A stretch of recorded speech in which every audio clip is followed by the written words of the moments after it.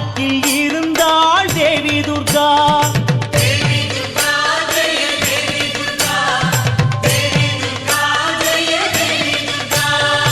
ஞானத்தில் இருந்தே விழிக்கின்றாள், குறுநகை புரிந்தாள் தேவி துர்கா. வந்தவரெல்லாம் பணிகின்றார், உள்ளமும் குளிர்ந்தாள் தேவி துர்கா.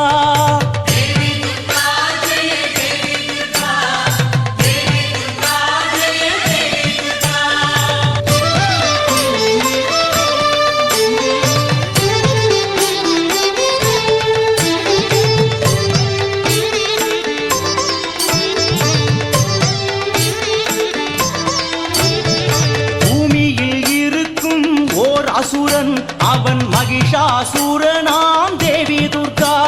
உன் பக்தரை எல்லாம் வாட்டுகின்றான், அதை நீ அறியாயோ தேவி துர்கா.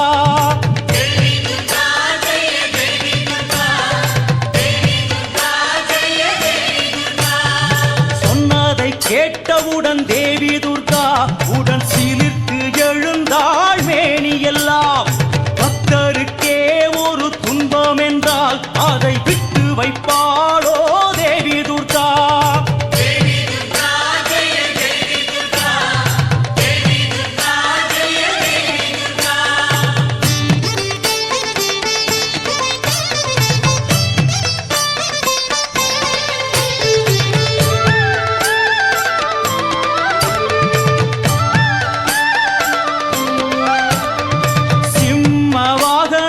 சிலிர்க்கின்றதே, அவள் போல விழிகளும் சிவக்கின்றதே. 18 கைகளிலும் ஆயுதங்கள் அந்த அசுரனின் உயிருக்கு ஏங்கியதே.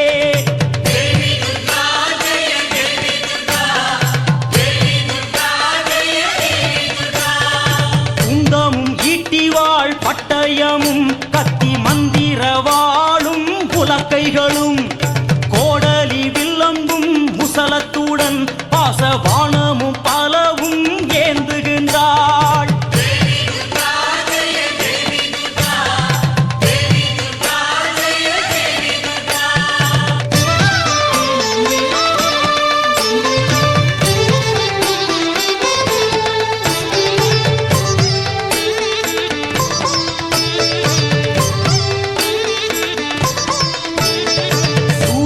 சிவப்போ விழிகளிலே, அந்த எரிமலை துடிப்போ நெற்றியிலே. போர்க்கோலம் கொண்டாள் தேவி துர்கா, தன் பக்தருக்காக ஓடி வந்தாள்.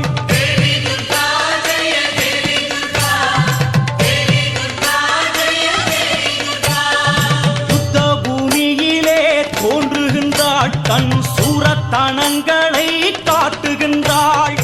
அண்டத்தை படைத்தவள் தேவி துர்கா இந்த அற்ப அசுரனை நோக்குகின்றாள்.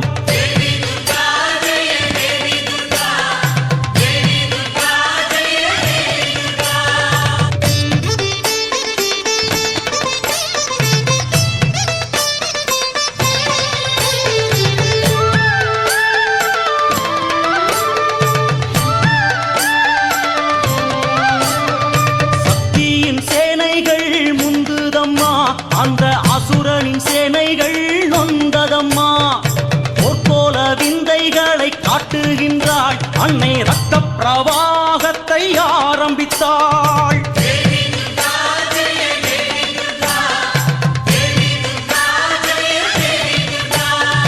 தேவி பராசக்தி எச்சரித்தாள், அந்த பாவி மகிஷனோ கொக்கரித்தான்.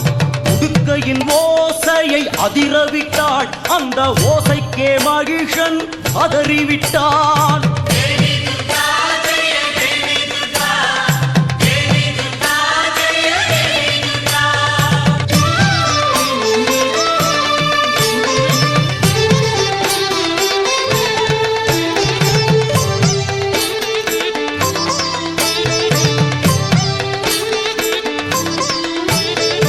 அசுரனின் வீதியும் நெருங்கியதே, துர்க்கைக்கு உக்கிரம் ஏறியதே. வாயு வேகத்தில் சுற்றி வந்தாள், பின் சிங்கத்தின் முதுகில் ஏறிக்கொண்டாள்.